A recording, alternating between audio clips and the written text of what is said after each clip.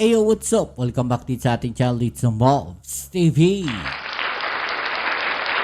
Alright, so tayo nagbabalik-balik mga babayan at ngayon ay pag-uusapan natin ang mga maiinit na balita mga babayan na kung saan sinasabi nga po ng isang senador, si Senator Gatchalian, na tuloy daw po ang impeachment ni VP Sara Duterte mga babayan. Ano bang masasabi niyo dyan? Itutuloy ba o hindi? At maging ang mga UP professor, College of Law ata ito mga babayan, ay nagsasabi rin na dapat ituloy itong impeachment ni VP Sara Duterte. Okay, so wag na natin patagalin to. Umpisa na natin. Alamin natin na itong mga balita na to mga babayan. Let's go. Senator, makibalita lang. Aware po ba kayo na parang ang dami na pong tao na gagalit sa Senado na tila bagay inuupuan po ninyo yung impeachment complaint laban sa Vice Presidente? Well, Alvin, darating rin tayo dyan, no? Dahil nga this week, kung nasundan natin yung Senado, ang daming mga last minute na legislation na tinapos. So next week, mag-uumpisa ng impeachment. So this week, dahil 6 days na lang natitira, 2 weeks na lang kami, tinapos na lahat ng dapat tapusin this week. Uy, next week, matutuloy na daw ang impeachment mga babayan, ano? Eto na. Eto na, inaabangan ng sambayan ng Pilipino, mga babayan. Next week, sabi nga po dito ni Senator Gatchalian, tuloy na tuloy daw po ang impeachment, mga babayan. Okay, tuloy natin. Pati yung Commission on Appointments. 2 araw nag-meeting ang Commission on Appointments. Pag hindi ho ito imi-meet, marami ho tayong mga military officers hindi mapropromote.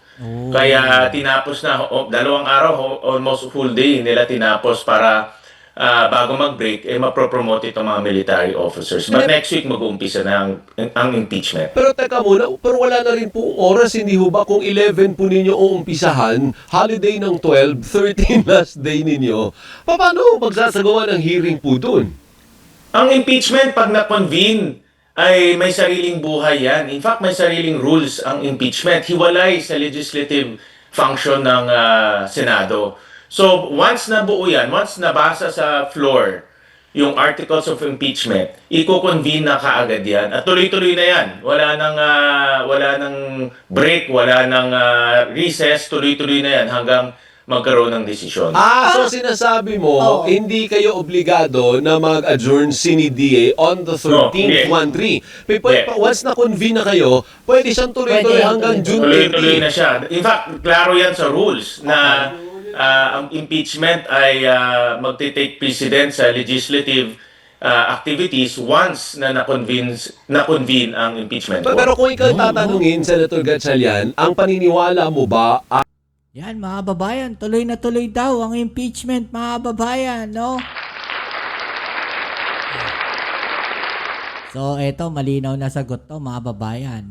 Kaya pala talagang pilit nilang dinadali yung impeachment, lalo na ito si Senator Bato de la Rosa na kung saan ay naglabas ng resolution para mapigilan itong impeachment na to mga babayan. Kaya pala ganun dahil pwede talaga nilang tapusin itong impeachment na to. Okay, ayos yan. Maraming masasagot ang katanungan ng ating sambayan ng Pilipino, lalong-lalo na doon sa confidential funds ni VP Sara Duterte. Ito nga sila Mary Grace Piatos mga babayan. Okay, tuloy natin. ay kailangan tapusin ang trial by June 30, 30 or hindi, pwedeng mag-continue yan na may ibang bagong dosing miyembro ang Senado? Well, realistically, Alvin, hindi matatapos to sa isang buwan, no? Dahil 7 articles of impeachment ang inihain ng Kongreso or ng House of Representatives. Kaya hindi, sa personal na hindi kayang tapusin to ng isang buwan. Tatawid talaga ito ng 20th Congress. No. At nakita ko na kasama sa mandato ng Senado na ituloy-tuloy ang hearing ng impeachment court dahil ito ay isang continuing body. Okay. Pero, Sen, meron po bang required na dami o numero ng mga senador na dapat ay umattend nung hearing?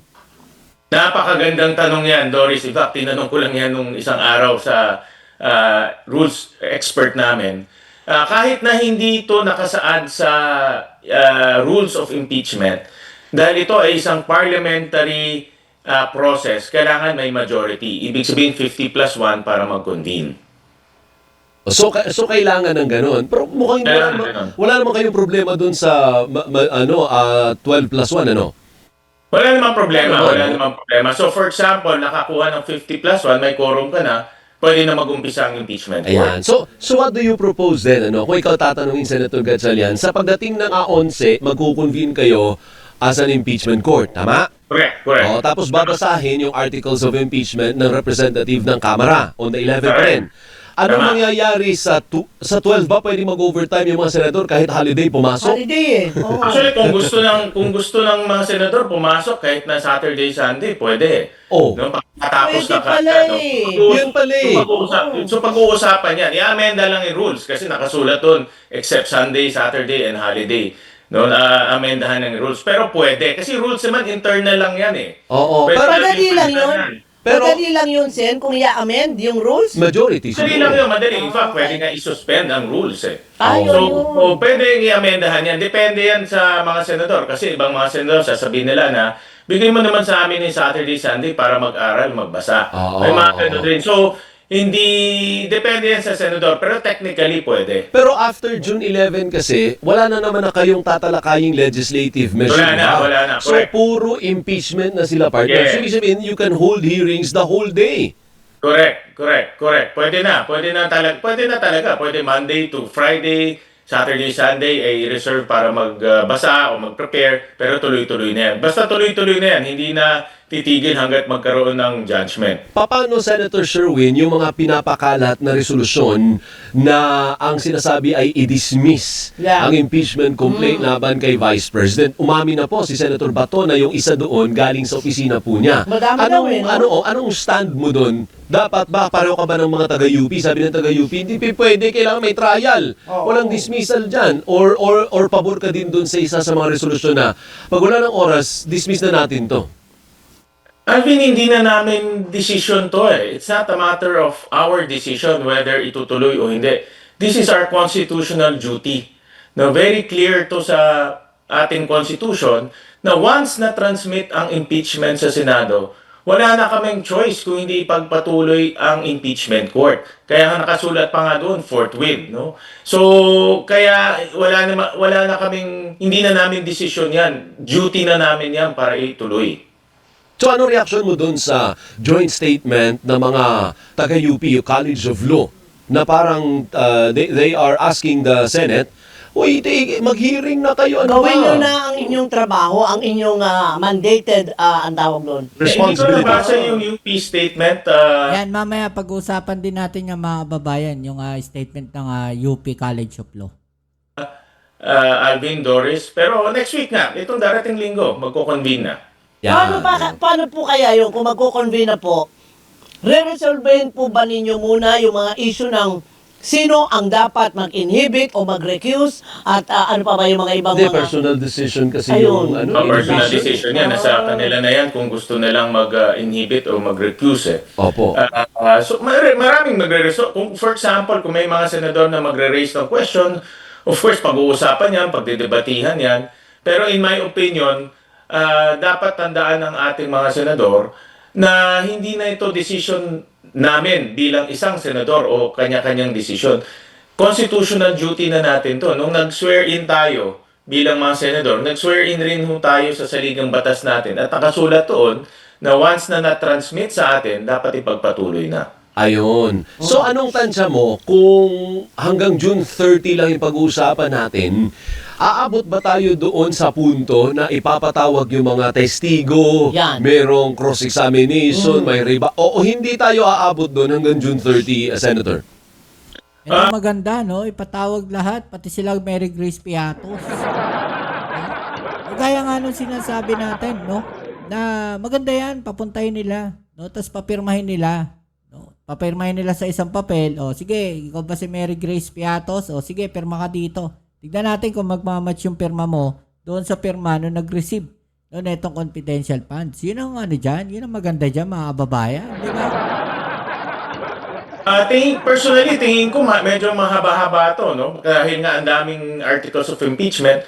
At tandaan ng ating mga kababayan, hindi pa tayo pumapasok sa merits ng impeachment. Hindi pa natin pinag-uusapan yung mga kaso.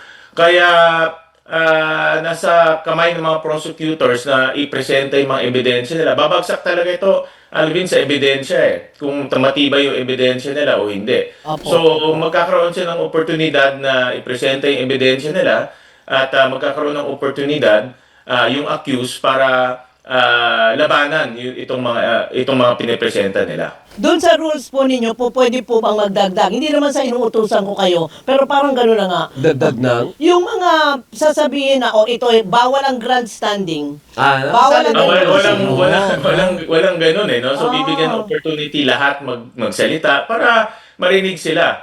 No? Bibigyan lahat ng pagkakataon. Pero may mga time limit naman yan. Hindi ka naman pwede magsalita ng napakahaba. In fact, under the rules, may mga time element para hindi ka mag-filibuster o hindi ma-delay yung proceedings.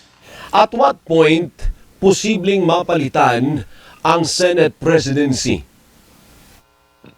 Pag nag-convene na ang Senate as a legislative body, Which is when? this is, if I'm not mistaken, mga end of July. Okay. So, ang sinasabi mo... Magko-convene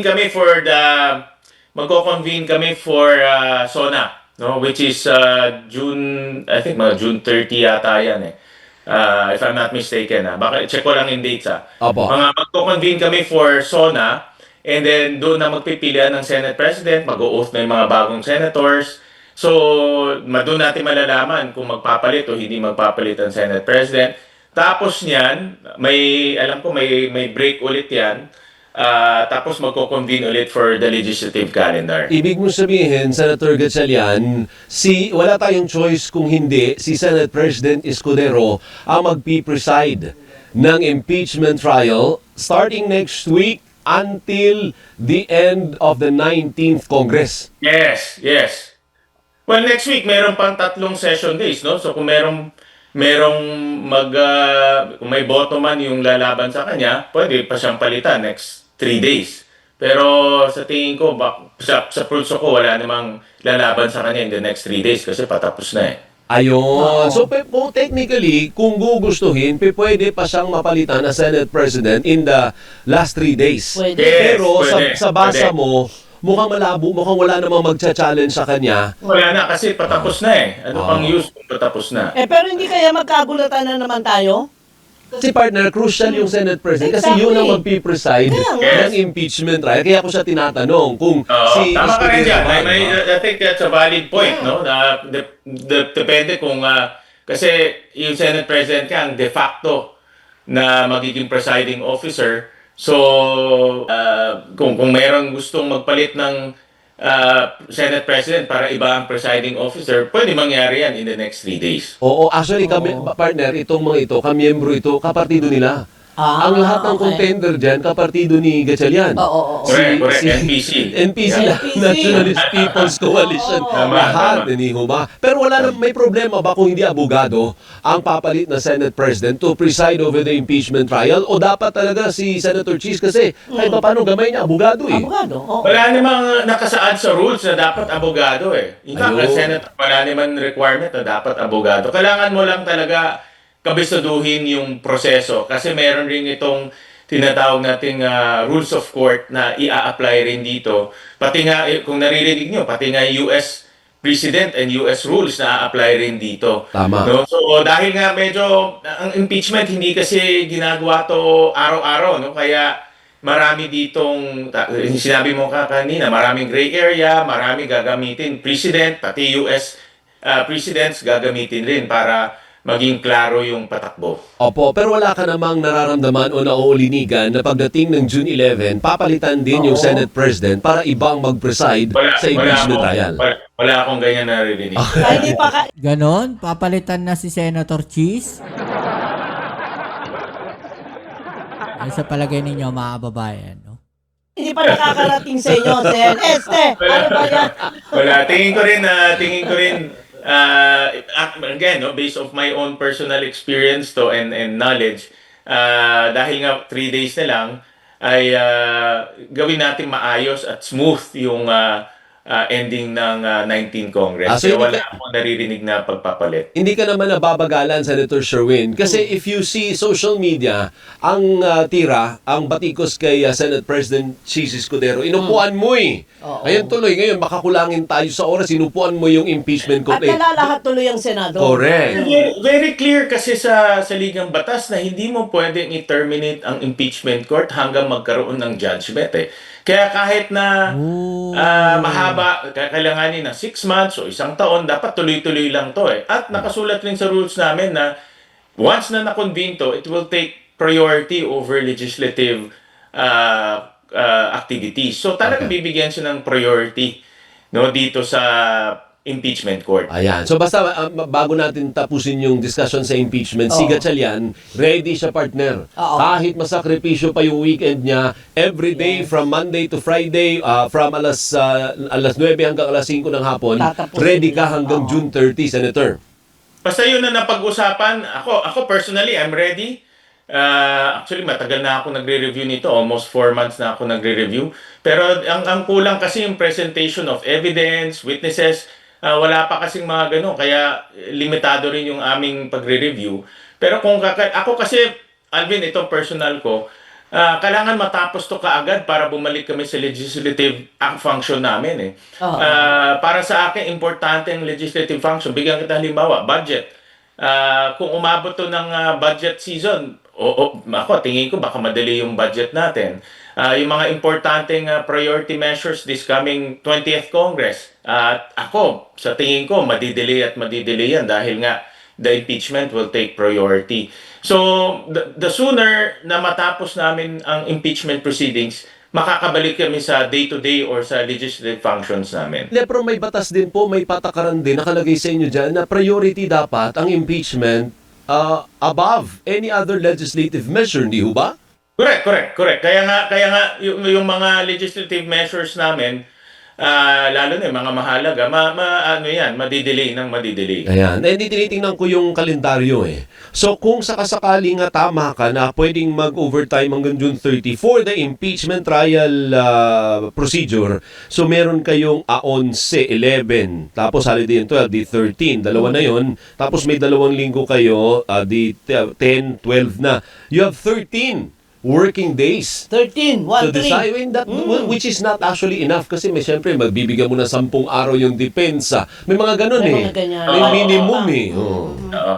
Kaya pero hindi naman hindi naman kami magiging limitado sa 13 days. Tatawid to ng 20th Congress at tuloy-tuloy pa rin kami. Kaya yan ang nature ng continuing body, kaya nakadesenyo ang Senado na mayroong 12 na natitira para tuloy-tuloy lang siya as a body. Oo. At alam mo, kung tiisipin natin, kung ang disenyo ng Senado ay mag-terminate, dapat 24 kami, re-electionist lahat. Oo. Para hinto lahat ng gagawin namin pagdating ng 19 Congress. Pero hindi ganoon eh. Hindi ganoon ang disenyo niya. Pero si Senator Tolentino will disagree. Oh, kaya nga sabi ko, someone is going to bring this up to the Supreme Court if you continue. Pag yun ang position mo na continuing, may tatakbo sa Korte Suprema. Which can actually further delay the proceedings, Senator. Well, in Korte Suprema naman is an independent body. Kami, independent body. So, yung decision naman nila ay decision nila. Yung decision ng Senado ay decision ng Senado. Diba, meron nga tayong 3 co-equal branches. At itong 3 co-equal branches ay may sariling desisyon, may sariling direksyon. At traditionally, hindi ito nagkakaroon ng overlap para walang constitutional crisis. No, but if there's a question of law, the one who will settle the question of law is the Supreme Court. Hindi ho ba? Correct. Pwede yun, pero yun na nga, by tradition, as much as possible, iniiwasan rin ng mga independent bodies na magkaroon ng constitutional crisis. Kasi may sarili tayong, yung mga senador natin, may sariling isip yan eh. May sariling pag-aaral, may sariling mga logic, at dapat sila ang mag-usap para kung ano ang maganda para sa bansa natin. At ano yung dapat at ano yung tamang desisyon. Okay, ngayon, Hindi yun, hindi ko sinasabi na hindi yan po, hindi siya aakyat ng Supreme Court. Ang sinasabi ko lang, traditionally, itong tatlo, iniiwasan na magkaroon ng banggaan. Kasi pag sinabi ng baka pag sinabi ng Supreme Court na o gawin nyo yan, at ayaw ng Senado, magkakaroon ng constitutional crisis. Okay, so ito mga babayan, yung sabi naman ng mga taga-UP, College of Law, no? Alamin natin anong masasabi nila dito sa impeachment na to, mga babayan. Okay? Let's go. maalma ang mga professor ng UP College of Law. Pero si professor na po magkwento sa atin. Ano po, Professor Paulo Tamase. Professor, good morning po. Magandang umaga po, Alvin, at sa inyong mga tagapakinig. In essence, para maintindihan ng ordinaryong Juan de la Cruz, ano yung essence po ng statement ng mga faculty ng UP College of Law?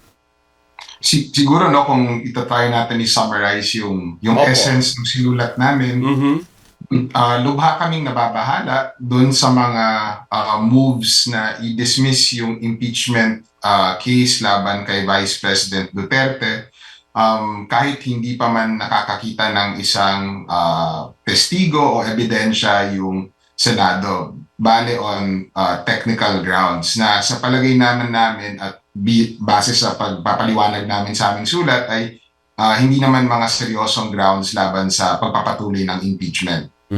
So lahat po ba ng faculty ng UP College of Law pumirma? So mahalagang linawin nyo, no? Walang opisyal na posisyon ang UP College of Law dito. Ngunit base sa bilang ko kanina, no, mahigit 100 na sa amin ang lumagda doon sa sulat. Kabilang ang karamihan ng mga guro ng constitutional law sa UP Law. Wow, ganun kadami pala yung teacher ng College of Law, Professor. 100 plus? Yes. Wow. Marami din kasi kaming mga abogado na hindi naman full-time na nagtuturo. Nagsisilbi pa rin sa law, sa College of Law sa pagtuturo. So hindi kasali dito yung dean. I don't even know sino na yung dean yung yan kasi si Berberabe, di ba napunta na sa Office of the Solicitor General. Ano po? Sino ba yung dean ng UP College of Law? Kasali ba siya dyan? Wala pa ho kaming dekano ngayon. May search process din ho kami na mukhang hindi pa ata nagsisimula. Ngunit yung mga tawagin natin yung regular faculty, yung mga ang trabaho lang talaga ay magturo at magsulat. Karamihan po sa amin ay lumagda na sa sulat na ito. Kabilang din ng mga dating dekano gaya ni Judge Raul Pangalangan ng International Criminal Court at ni Dean Pacifico Agabin. Tama. Dating dekano ng school. And some are also known in the national scene, kagaya ni Attorney Theodorte. Nandun, nakita ko, di ba? Si Batumbakal. Nakita ko dun si Jay Batumbakal. Nakita ko rin si Professor Thieu. Na-interview din po namin yan. And syempre, kayo po, ano po. So, ano ang gusto ninyong sabihin sa Senado na hindi uubra, na tatalikuran ninyo ang trabaho ninyo, responsibilidad ninyo, na litisin yan at sabihin nyo, hindi, wala ng time eh. So magbababay na kami, bala na yung susunod na Kongreso to decide on this. Hindi po pwedeng ganun, Professor. Opo, siguro po mahirap kung yung kalagayan natin ngayon sa impeachment dahil hindi pa ho tayo nagkakaroon ng pagkakataon dati na ganito nakatagal mula noong naihain ang complaint or ang articles of impeachment sa Senado ay hindi pa gumagalaw, no? Yung Senate natin. Kaya ang imbitasyon namin sa Senado ay basahin ang saligang batas sa lente ng pananagutan. No? Ano ba yung paraan ng pagbabasa ng saligang batas na magtataguyod talaga nun? Kaya maingat din kami sa aming sulat na sabihin na hindi namin gusto ipagpatuloy yung impeachment dahil naniniwala na kami na guilty ang Vice President. Gusto namin siya magpatuloy dahil kung titignan natin yung kasaysayan natin, yung political at constitutional history ng Pilipinas, mahalaga yung impeachment bilang proseso upang usigin ang ating mga pinakamatataas na opisyal ukol sa mga seryosong paglabag ng saligang batas at yung mga bagay na kung tutusin, disqualifying. So gusto namin marinig yung depensa ni Vice President. Gusto namin makita yung ebidensya. Ultimately, gusto namin malaman yung katotohanan. And I'm sure maraming mamamayan na yun din ang gusto. Pero pag tiningnan mo yung practical side, kung gusto nyo yung may paglilitis, Exactly. Yan ang gusto ng sambayan ng Pilipino, no? Yung malaman ng sambayan ng Pilipino. Ano ba yung katotohanan, no? Especially diyan sa confidential funds na yan. Dahil sigurado kasama yan sa articles of impeachment, mga babayan, 'di ba? So, yun yung yun yung gustong malaman ng sambayan ng Pilipino, di ba? Sa palagay niyo po ba ay may panahon pa if they're going to convene on the 11th of June as an impeachment court, tapos ang 12 holiday, tapos last day yung 13, saan po gagawin yung paglilitis dun? Sa palagay namin, bagaman kakaunti na lang ang araw sa sesyon na ito ng Senado, mahalaga pa rin na magsimula na agad-agad. Sa sulat namin, sinubukan namin ipaliwanag kung bakit ang pagpapalit ng Kongreso ay hindi nangangahulugan ng pagdi-dismiss ng impeachment complaint. At sinabi din namin doon na mahalaga na magsimula na ang proseso ngayon. Kaya sa palagay namin, bagaman 2 araw na lang ang naiiwan o 2-3 araw na lang ang naiiwan sa ating sesyon, hindi ito isang excuse upang hindi gumalaw ang Senado kasi trabaho niya, katungkulan niya sa saligang batas na mag-usig at magdesisyon sa mga kaso ng impeachment, to try and decide cases of impeachment. So yung kayong mahigit 100 profesor ng UP College of Law, ang paniniwala nyo rin ay kung sakasakaling hindi matapos ng 19th Congress ang paglilitis, walang balakid na ituloy ito ng 20th Congress. Yes, hindi kami naniniwala batay sa aming pag-aaral ng saligang batas at matagal na pagtuturo nito sa aming kolehiyo na nangangahulugan ng pagpapalit ng Kongreso ay pag-dismiss din ng complaint. So palagi namin pwede siyang tumawid hanggang 20th Congress at ultimately desisyon ng 20th na Senado. At ilang isa namin gusto i-emphasize na hindi ito para sa 19th Congress, ng Senado ng 19th Congress na desisyonan. So huwag nila sana pangunahan yung proseso. Yun, malinaw, mga kababayan, sinabi dito na pwede siyang tumawid, at ituloy sa 20th Congress. So, tuloy-tuloy yung impeachment. Hindi pwedeng maputol o hindi pwedeng ma-dismiss ngayon. So, yun yung sinasabi dito, neto ni attorney, di ba? Ni Professor Paulo Tamase, mga kababayan, ng UP College of Law. Senator Tolentino left the group, attorney. Kasi ang posisyon ni Tolentino pagdating ng June 30, tapos na yan. Wala na tayong pinag-uusapan kasi yan ay business pa ng 19th Congress. So with all due respect kay Senator Tolentino, mali ang kanyang interpretation in as far as you are concerned. Sa paniniwala namin, bagaman may mga dahilan si Senator Tolentino para sa kanyang posisyon, batay sa pag-aaral namin ng saligang batas at sa kasaysayan ng konstitusyon natin sa Pilipinas, maging sa mga past experience natin sa impeachment, malinaw naman sa amin na pwede siya tumawid. Pwede siya tumawid sa Estados Unidos kung saan natin kinuha itong proseso na ito. Pwede din siya tumawid batay sa independent na pagtingin lang natin sa ating saligang batas. Hindi gaya ng normal na daan-daan na bills, daan-daan na resolution, daan-daan na investigation ng Senado ang impeachment. Katangi-tangi talaga siya sa saligang batas natin at Senado lang ang pwede mag-usig niyan. Kaya dahil dun sa special place niya sa ating constitutional system, at bilang isa talaga siyang mechanism ng accountability, isa siyang paraan ng pananagutan sa ating saligang batas, dapat ituring ang impeachment na natatangi at handaan siya na tumawid sa susunod na Kongreso. In a sense, Attorney Paulo, para yan na yung hirap sa mga abogado, no?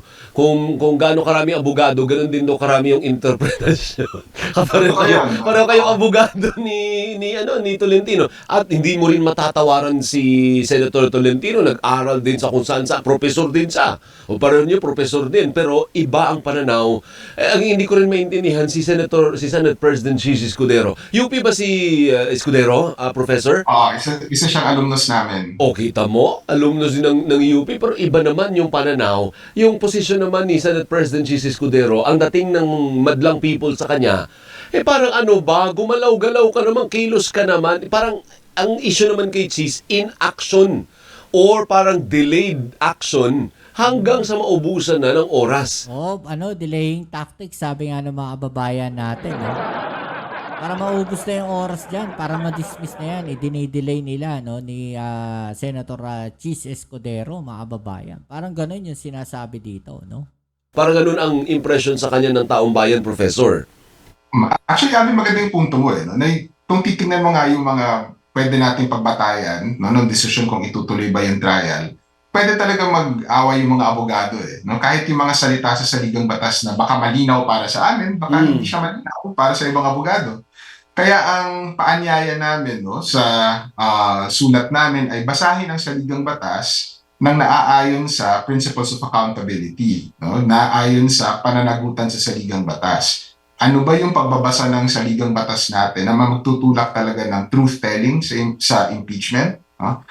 Na mag-aalaw na makita ng taong bayan mismo yung ebidensya at kung ano yung papayag sa taong bayan na magdesisyon para sa kanilang sarili kung guilty ba talaga or not guilty si Vice President Duterte. Kaya sa pananaw namin, no, yung pagpapatuloy at pagsisimula at pagtutuloy ng impeachment ay yung tanging paraan na basahin ang saligang batas na magtataguyod ng pananagutan. Okay. So hindi pa po natin pinag-uusapan, maganda yung clarification ni Attorney, hindi pa natin pinag-uusapan kung guilty or not guilty, wala pa tayo dun.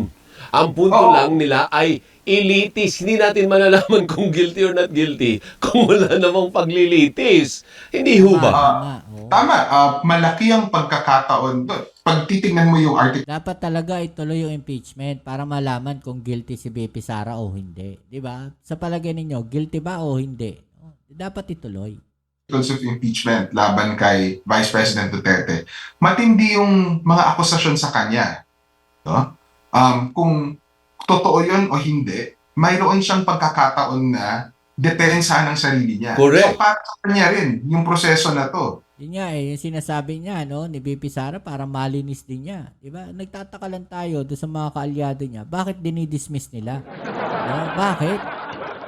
Natatakot pa sila. Ano kinakatakot nila? Bakit ayaw nilang malitis? Di ba? Dapat maituloy yan, mga babayan, yung impeachment na yan, para madepensahan din ni BP Sara yung pangalan niya.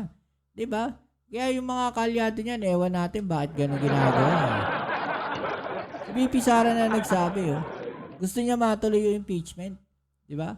Para malinis niya yung pangalan niya. Di ba? Siya na nagsabi. O, tapos pipigilan ng mga kaalyado. Kasi kung hindi mareresolba ng impeachment court, no, ng Senado bilang impeachment court, itong mga paratang sa kanya, parang nakalutang lang sa ibabaw niya yun. No? Baka bumagsak na lang bigla na nagkaroon ba talaga ng pagwawaldas ng confidential funds, yung mga pondo ng DepEd.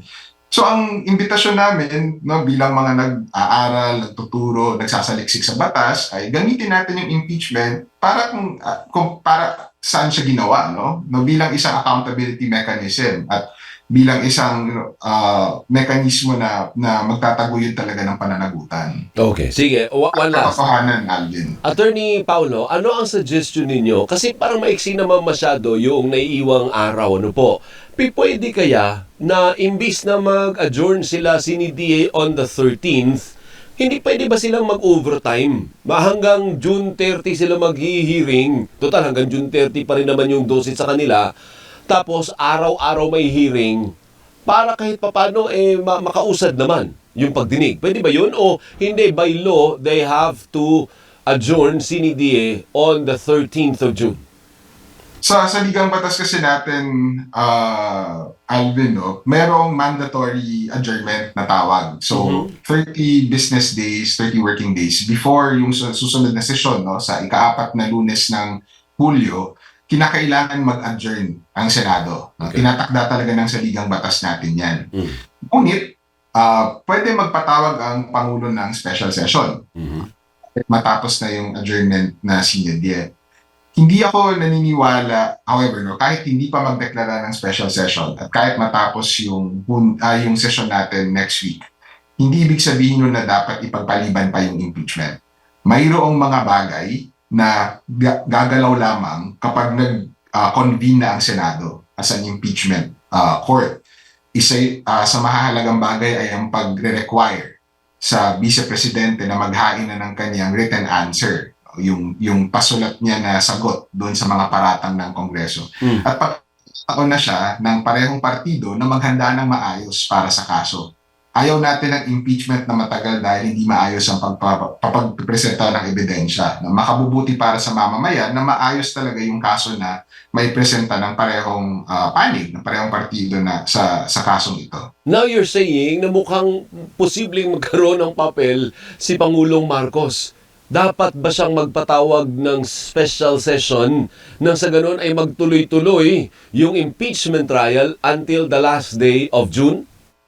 Sa totoo lang, hindi ko pa siya napag-isipan, Alvin, kasi ikaw ang una, sa dami ng interviews up to today, ikaw ang una nag-raise niyan kung pwede ba siya magtawag ng special session. Oh. I think pananaw ni Senate President Drilon noong February, dapat siya magpatawag ng special session noon. Pero iba na yung panahon ngayon, no, at malapit na tayo magpalit ng Kongreso. Sa totoo lang, hindi ko pa napag-iisipan yun ng maayos. Kasi tingnan mo kung hanggang June 13 lang tayo, edi hanggang sa pagbabasa lang tayo ng articles of impeachment. Kasi hindi ba by law, kailangan may 10 days. May mga ganun eh. You have 10 days to respond. Kung 10 days to respond, di ubos na talaga. Kasi one day na nga lang naiiwan eh. Kaya I was thinking, hindi ba pwede mag-OT sa ngalan naman ng katarungan, mag-overtime yung mga senador natin at araw-araw na mag-hearing from the 13th to the 30th. So the only way to do that is for the President to call a special session. You said? Yes, yun lang ang tanging paraan na magagawa yun. Siguro, ang punto ko kasi is kahit hindi actually magka-special session, mahalaga na magsimula siya. Kasi pag nagsimula na siya, yung sinasabi mo nga na period to respond, doon pa lang siya tatakbo. At hindi mabilisan yun. Siguro mga isang buwan din yung itatagal nung panahon na iyon. At the time that is spent there, no? Hahayaan na makapaglahad ng maayos na kaso yung parehong panig eh. So siguro kahit hindi naman mag-tipon yung Senado in a special session, kahit di sila mag-overtime, yung pagsisimula ng impeachment, yung paggalaw na niya sa wakas, ay magsisimula na rin ng proseso ng pag-uusig kung ano ba talaga yung nangyari. Basta yung point mo maumpisahan, yun lang. You just started, yun lang.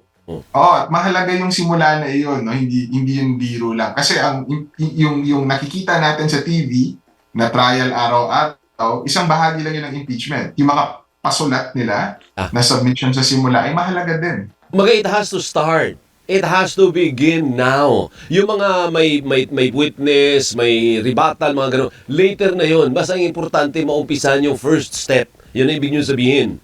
Oo. No? At kung babalikan natin yung sulat namin, isa yun sa mga binigyan namin ng emphasis na trabaho kasi ito ng Senado. No? Isa siyang duty ng Senado na mataas ang pagturing sa saligang batas. Tama. Kaya kung hindi natin sisimulan agad-agad yung impeachment, no? Kaya nga forthwith proceed yung pangalan, ay yung titulo ng sulat namin, galing yun mismo sa saligang batas, kung hindi natin gagawin agad-agad yung pagsisimula ng impeachment, parang binabaliwala natin, hindi lang yung impeachment as an accountability mechanism, binabaliwala din natin yung tradisyon ng isang Senado na independent, no? Na statesman ang kanilang role sa ating bayan. At baka mawala ng tiwala ang mamamayan sa Senado. At ultimately, yung pananagutan, hindi lang yung ka-Vice President, pananagutan din ay nag-a-apply sa Senado at sa kahit sino pang public officer. Correct. Minsan makasit-in nga tayo sa klase ni anong tinutukoy? Ayan, malaking gulo yan, mga babayan, no? Pagka hindi natuloy yung impeachment na yan, maraming magagalit ng mga Pilipino, mga babayan natin, no? Dito sa Pilipinas at sa ibang bansa. Diba? Kaya dapat talaga matuloy yan, no? Yung impeachment na yan, para malaman natin, guilty or not guilty ba, no? Si BP Sara. Okay, so kita-kits ulit tayo sa ating next video upload. Maraming salamat sa mga patuloy na kasuporta dito sa ating channel. Shoutouts tayo sa mga bago natin subscribers dyan, sa mga followers natin. Maraming salamat sa inyo. Kita-kits tayo sa ating next video. Ito muli ang inyong Kuya Mobs sa Mobs TV. Peace. Amen.